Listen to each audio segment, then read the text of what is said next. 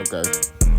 Vito. I'm gonna show y'all boys where I'm from, man. I'm from that Texas. What's it, everybody? Y'all already know it is the big boss house, boss dog. Cake poke through the door, hit the top of this. Boxing is good with you. Before I get about solidity, tough times don't last with Big Purdue. Don't knock yourself, cut a minute of hotline. Remember, you matter. Peak game. Errol Spence a stand-up dude, man. Now, granted, he done some stuff I disagree with as men. That's gonna happen. You know what I'm talking about? You shouldn't be rolling and rocking and agreeing with everything every man say, right? That's real talk. But in this instance, he's a stand-up dude. What you mean by that? For starters, Errol Spence standing 10 toes down in the cement. If there was some wet cement, Errol Spence would put his both feet in it. He believed that Frank Martin could beat Gervonta Tank Davis. He buckling down on that.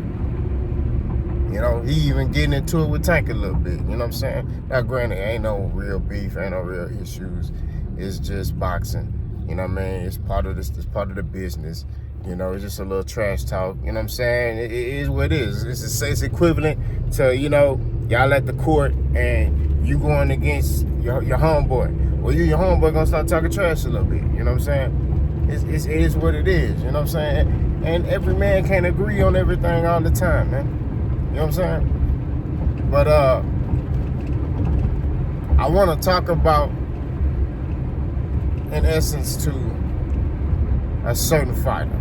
And it's a fighter that Errol Spence fought. That's Spence-Crawford. Errol Spence was asked, right?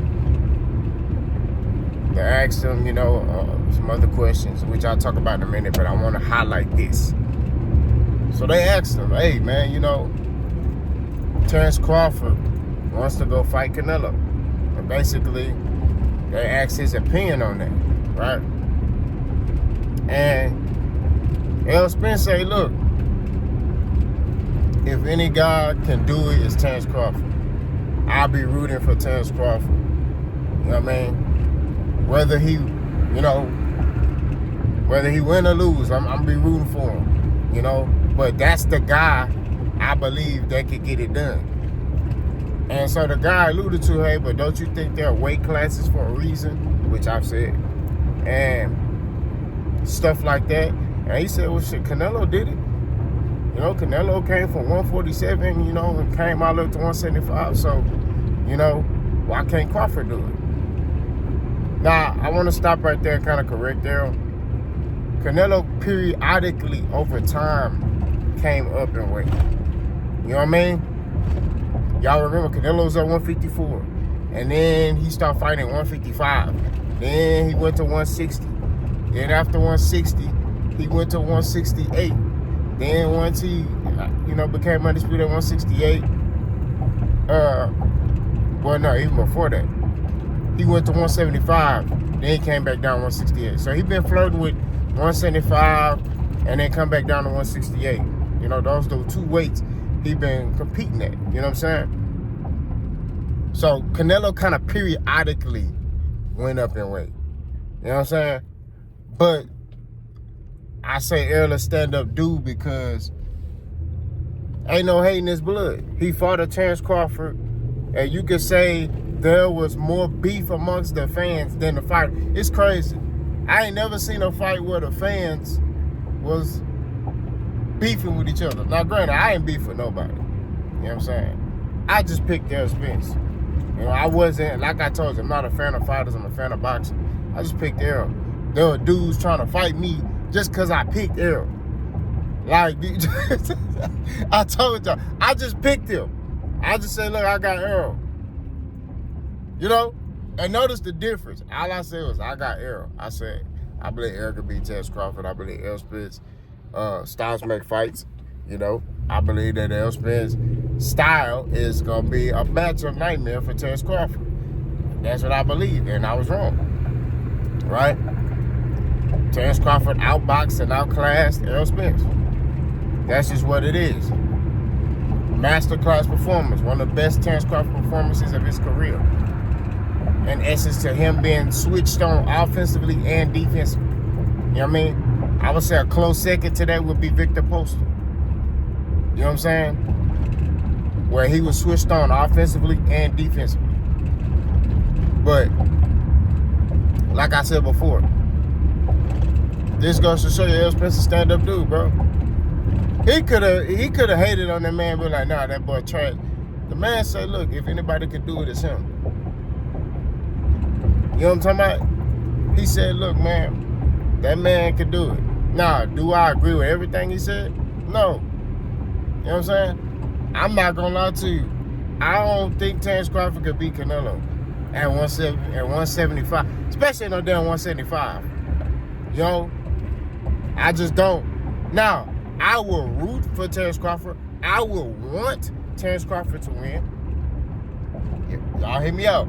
I will want Terence Crawford to win. I want him to beat Canelo, right? But I don't believe he's gonna do it because they're weight classes for a reason. You get what I mean? I would want that. That's what I want. I want Terence Crawford to beat Canelo because I want Canelo to lose. Not gonna lie to you, right? But even bias aside, right? We gotta put our bias aside. The stuff Canelo is doing in boxing is diabolical. You know what I'm saying? We gotta keep it 1,000. He doing stuff that I'm like, bro, like, just retire already. You know? That's just my opinion. I'm not sitting here saying I'm right. I'm just saying, hey. So, like, if Terence Crawford was to beat Canelo, that would kind of humble him a little bit more. You know what I mean? He might even retire after that. I ain't gonna lie. He might just be like, man, F it, I'm done. So all I'm saying at the end of the day, like, when it comes down to it, I would want Bud to win, but reality, I think that weight gonna be too much. That's what it is. He gonna feel that power up there, and he's not gonna want. The minute he open up too much, that's it. It's different up there. The power is different. Canelo is strong in the mud, right? Charlo even said that. Charlo is strong himself. And Charlo was hitting Canelo with stuff that dropped dudes at 154. If Canelo hit anybody, if Charlo hit anybody else at 154 with those shots, pause, that he was hitting Canelo with, he'll drop him. Canelo ain't fazed by it. You see what I'm saying? So I don't know. Like, I think at most what Bud can do with Canelo is outbox him. You know what I mean? And win on points. You know what I mean? And that's, I'm just being generous. That's the only thing I can see him possibly doing is maybe outpointing Canelo and winning on points, like a unanimous decision. You know what I mean? The Lord shining the sun in my truck. But winning on points. You know what I'm saying? That's at most I can see for Terence Crawford. You know, but Canelo's strong, bro. You know, he's strong in the mud. He got high boxing IQ. He done seen everything in the sport of boxing.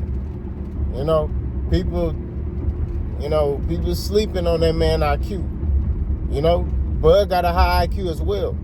It would be a chess match. You know what I'm saying? But I'm just saying, man, that boy from Guadalajara, strong to the fuck. You know what I'm saying? He ain't going down, bro. You know? But that's the only thing I disagree with Errol on. Like, I'll root for Bud, but I don't think he can. There are weight classes for a reason, like that dude said. You know what I mean? And I disagree with the statement about him saying that, oh, Canelo did it. Yeah, Canelo did it periodically. He didn't just jump up from 154 to 168. You know, he didn't do that. He came up gradually. He fought a couple of fights, got acclimated to the weight. Now, like if Terence do that, if he was to like say, okay, look, let's say next year he'd be like, man, F it.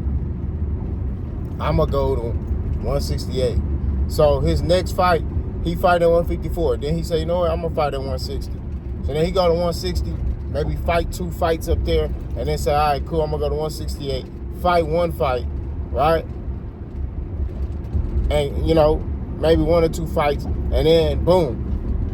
Now I'll be like, okay, and depending on how he look at the waist pause, I'll be like, okay, yeah, because he done got acclimated to the weight, you know, he done got his body acclimated, he done felt the power of those guys up there, pause, no did he, and he didn't. I'll be like, all right, cool, yeah. You know, but him jumping from 54 all the way up there, no. I'm sorry. Nah.